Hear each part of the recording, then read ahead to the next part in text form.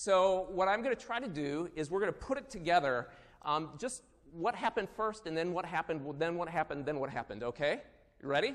So the very first thing was that there was what? What happened? So somebody raise your hand. Somebody who knows the first thing that happened. What's the first thing that happened? Raise your hand. There you go. Libby? The rabbi passed by, or who? Well, so who's laying on the ground? Oh, he was a Samaritan. No, he was a stranger. That's exactly right. So there was a man who somehow, like this, he was laying on the ground. So he was not doing so good, right? And then what's the next thing that happened? Is that when the rabbi went by? And then the rabbi went by, and what did he do?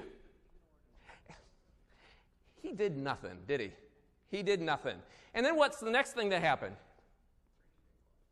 What's that?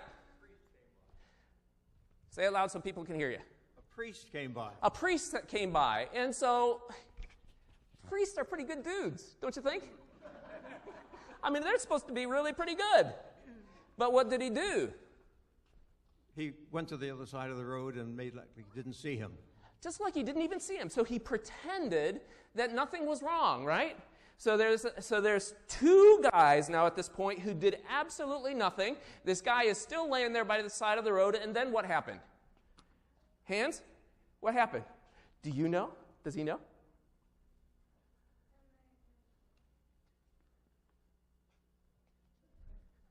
Can you say it? The Samaritan helped. That's exactly right. So there was a Samaritan who came by, who saw him laying there, but he didn't just look the other way. He helped. And what did he do to help? Does anybody know? What did he do to help? He cleaned his wounds. Okay. What else did he do to help? Bob? He took him to the inn. And what did he do at the inn? I'm sorry? He paid money for the guy to be able to be there, and then he kind of went on his way, but he said that he would check back on him, right? All right. So now let's ask this question.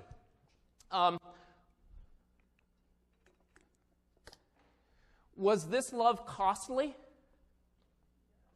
Did it cost? What did it cost? Time, money. What else? Energy? It did, didn't it?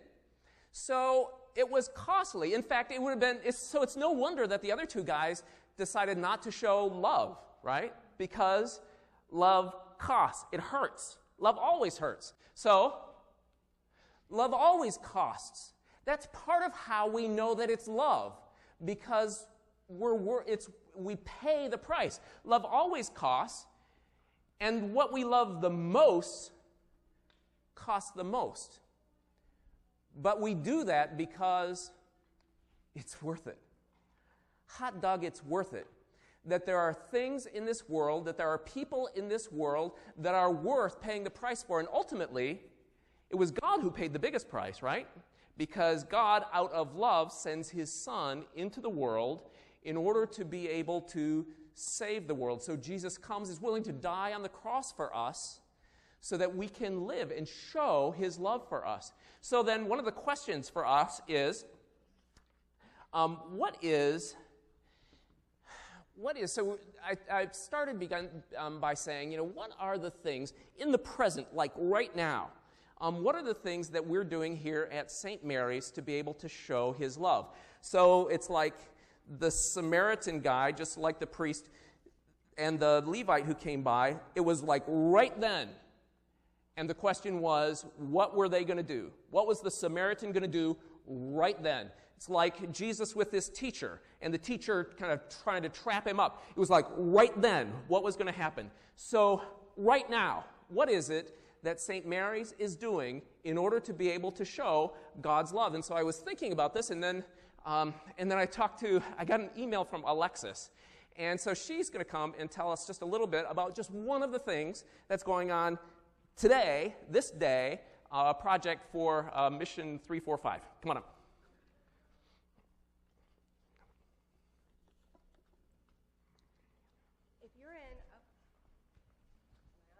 If you're in 3rd, 4th, or 5th grade, would you get a bag off this chair? And also if you're in youth group, and come and bring them up on this table right here and stand with me real quick. We'll make it fast, I promise. Bring the bags. If you're in youth group, or if you're in 3rd, 4th, or 5th grade, you guys want to come over here? So Mission 345 is a new program that we have here. It's designed for 3rd, 4th, and 5th graders, which is the name for Mission 345. Tonight, we're doing a Bible study that's based on compassion and loving your neighbor. And we found that kids can read the Bible and they can say, why do I do this? And it will because Jesus said so. But what do we do with that, and what is the action that teaches us why we do it? So tonight, we'll be decorating these bags. I'm sure you're all familiar with House of Hope and our Thanksgiving food drive, where you get a nice list of the items that you can purchase, and they go to families in need. So these kids are going to decorate these bags tonight. So it won't just be a bag sitting on a shelf. This will be a bag that you'll pick up here, and it will say Emma Garner, 3rd grader, St. Mary's, sitting on a shelf at House of Hope. So this is how they're reaching out and showing love for their neighbors and their community. Thanks, guys. All right.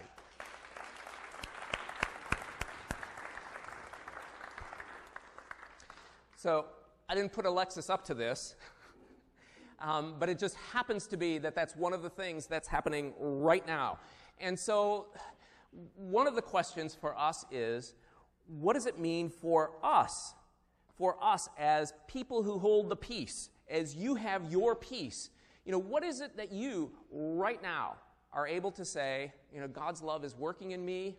Gosh, I really am showing God's love in this place to these people or to this person in my family, my friends, my brother, my sister, my mom, my dad, whoever it is. What is it that I'm doing right now? Because if we wait until tomorrow, things may change. I tell you, I get away with doing a lot of nothing sometimes because I'm going to do it tomorrow, you know, and tomorrow, and then, by the way, it's tomorrow, and it never happens.